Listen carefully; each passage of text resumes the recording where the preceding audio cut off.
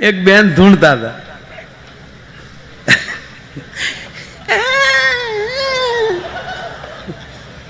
કોણ છો? દશામાં સાવ. તા પડખે એક બેન આમ ધૂણતા હતા. એ કે તું કોણ છો? એની હાંઠડી સાવ. હાંઠડી નહીં નો કહો તારે. તા તો દશામાં ને ટીંગા ટોળી કરીને હાંઠડી માંથી બેહાડીએ દીધા.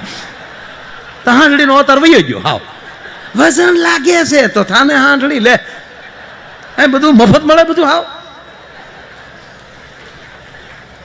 એક બેન ધૂણતા હતા ને, કોઈ ધૂણતા માફ કરજો બાપા, આ મંડપમાં બેઠા તો કોઈ ન જ ધૂણતું હોય, પણ આ તો લાઈવ પ્રોગ્રામ છે, ઘરે ઘરે બધા સાંભળો છો. કોઈ ધૂણતા હો તમારે શ્રદ્ધાને મારા પ્રણામ, તમે તારે ચાલુ રાખજો.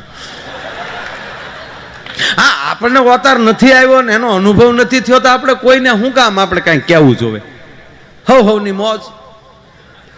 હવે એ સ્વાદ આપણે ચાખ્યો જ નથી ને એની ટીકા કરવાનો આપણો કોઈ અધિકાર નથી. કંઈક હશે.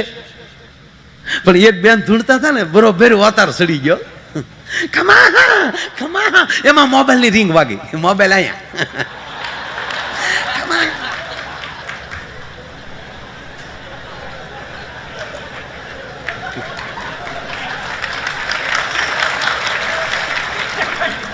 ધૂણતા ધૂણતા ઉપાડ્યો. એ હું દશામાં નું ધૂણું છું, 10 મિનિટ પછી ફોન કરજો. ખમા ખમા.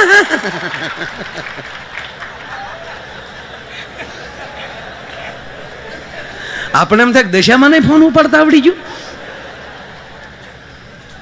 કંટ્રોલ. 21મી સદી છે. એ 14 વર્ષની પૂરી થઈ જાય કાલે.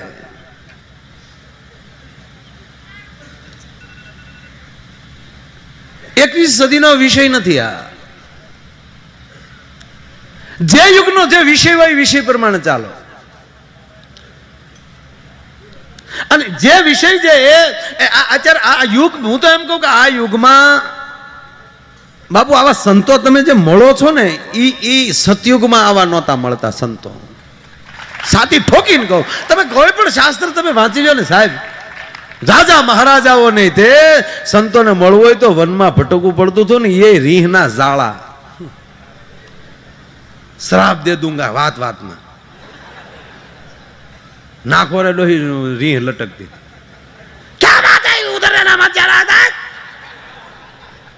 અત્યારે જેવા નિર્મળ, અત્યારે જો તો જગત નિર્મળ સંતોથી ફર્યું છે. અત્યારે સંતો નિર્મળ છે. ઓલી કાંઈ નું કાંઈ સારું સારું કાર્ય બધા આ સરદારમાં બેઠા બેઠા કેવડું બાપુ જબરજસ્ત કાર્ય કરે છે બાપુ. કોઈ ખોટા વખાણ નથી કરતો.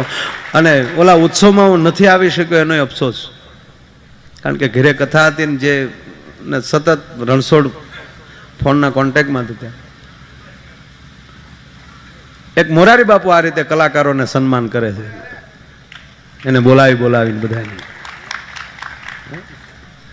પાવા વાળાને સાંભળે અને સારંગી વાળાને સાંભળે.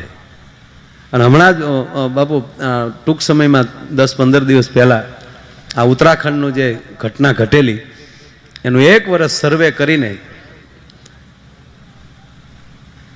એનું આખું સર્વેયું બનાવીને વ્યક્તિગત માણસોને ગોતીને 1.5 કરોડ રૂપિયા 15 દી પહેલા જ બધાને ફાળવી નાખી ગયા. એવી જ રીતે સ્વામીજી આજ ભીખુદાનભાઈને, શાબુદ્દીનભાઈના એના સન્માન કર્યા હોય, એવોર્ડ આપ્યા હોય એને. ભલે હું આયરનો દીકરો છું, પણ કલાકારની તો નાયતનો છું ને. અમારા મોભીઓના સન્માન ત્યાં થયા હોય, કોને હરખ ન હોય ભલા મને? હે, એના જે સન્માન થતા હોય ત્યારે એમાં અમારે હાજર જ રહેવું પડે. પણ ઘરે ભાગવત કથા હતી અને ખૂબ આગ્રહ હતો. સ્વામી મને કે હેલિકોપ્ટર મોકલું. અમે હમણાં એક જગ્યાએ ગયા હતા પ્લેન લઈને પ્રોગ્રામમાં, કુલુ. પછી સ્વામીજી બન્યું એવું બાપુ કે 9નું પ્લેન હતું, 9 જણા અમે હતા, 9 ઘરા. કીર્તિદાનભાઈ હતા, સાઈરામભાઈ હતા, ભરતભાઈ હતા, અમરીશભાઈ હતા, આપણે રાવત બાપુના દીકરા હતા ચંદુભાઈ હારે. એમના દીકરા કાલે પધારવાના છે કાર્યક્રમમાં. એટલે સ્વામીજી વાતાવરણ ખરાબ હતું ને ઓલું નાનું પ્લેન એટલે હલે બહુ, અને હામાં ડુંગરા, પછી ડુંગરના ગાળામાં જતું હતું ને આમ બમ કરતું કરતું હમણાં, અને 2-3 વાર પસાડ્યા. એટલે મારી આગળની સીટમાં એની પાયલોટની પાછળ એકદમ બેઠેલા એ બે ભાઈઓ, એ હરખુડાથી મૂળ તો બેસી ગયેલા કે આ પાયલોટની પાસે બેસી તો બધું દેખાય ને બરાબર એમ. એ પહેલી વાર સાલ્ટરમાં નાના પ્લેનમાં, અને મીડિયા પરસેવા વળવા, ઘટના ઘટી ગયો, પરસેવો વળે. મેં કીધું કેમ ભાઈ પરસેવો વળે?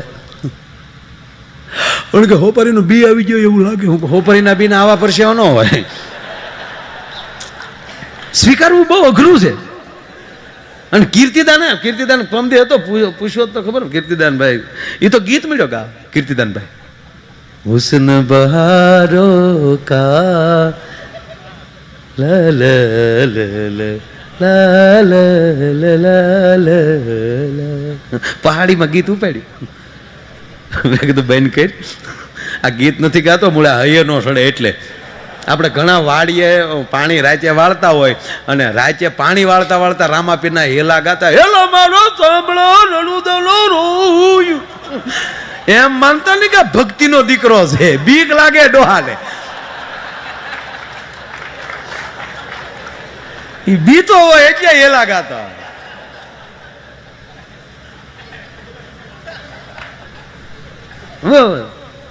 એટલે કીર્તિદાનભાઈ ગાતા હતા. પછી આ હકીકત બન્યું. એટલે મેં પછી સ્વામીજી લોકોને કીધું, મેં પણ ખરેખર મને કે ખરેખર બીક લાગે. એ પહેલા તો હાસો નહોતા માનતા, એટલે મેં એવું કીધું, મેં કીધું વળતા પાછું આનું આ પ્લાન છો આપણે ભાઈ. ઓલા કે તારા પેટ ના હોય વળતા બેહી તો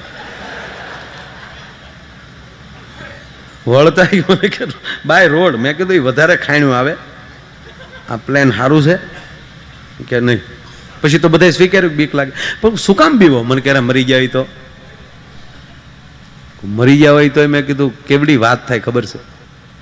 આપણે 3 વિલિયા ટેમ્પામાં બેહતા બીવાય, પ્લેનમાં બેહતા ન બીવાય. મને કે કેમ? મેં કીધું આપણે એટલા આવડા જે મંડળ છે 9 આ 3 વિલિયામાં હોય, અને 3 વિલિયો ઊંધો પીડ્યો હોય, માની લો 9 ગુજરી ગયા, તો વધીને આપણા જિલ્લાનું સાપ હોય ને એ નોંધ લે. અકેલા કે આજ તક એ કે ટાઈમ્સ ઓફ ઇન્ડિયામાં ન આવે છકડો ઊંધો પડી ગયો એમ. કોઈ દી આવ્યા ટાઈમ્સ ઓફ ઇન્ડિયામાં? કોઈ દી આવ્યું સકડાનું એક્સિડન્ટ? એ સાપાનું લેવલ હોય. અને મેં કીધું સકડા મિરાય તો ઘરના ખરખરા કરી લાયક ન આવે. હમું થા ભોઠા પડે કે અવડા મોટા માણસો હતા ને સકડામાં જતા હતા. છોકરા કે અમારા દાદા લોભીના પેટના હતા, સકડામાં જ રખડતા. મરતા તો શીખો યાર. ખીજાણો માની લો. મેં કીધું હું તો એમ કહું કે આ પ્લેન અત્યારે તૂટવું જ જોવે. આ 2 પાયલોટના પાળિયા ભલે આપણે પૂંજવા પડે, તૂટે, ઇન્ટરનેશનલ ન્યૂઝ બને, દરેક ચેનલો લાગી જાય. આપણી લક્ષ તો સમાચારો ન લે, તો બધો ભક્તિનું જ લે. પણ આજકલ ને આજ તક ને इंडिया टीवी तमाम चैनलों तुमने આવી જાય. 3 दिन से 9 आदमी इनको ढूंढ रहे हैं. गुजरात के जाने माने कलाकार एक साथ 9 आदमी साल्टर लेकर कुल्लू मनाली जा रहे थे. रास्ते में अकस्मात हुआ. देखो पहाड़ पे प्लेन कैसे टकराया, देखेंगे शाम को 10 बजे. पास हो रहा है 10 बजे आवे. 8 मिले हैं. माया आयर का कोई अभी तक पता नहीं है. क्या हुआ, कैसे हुआ?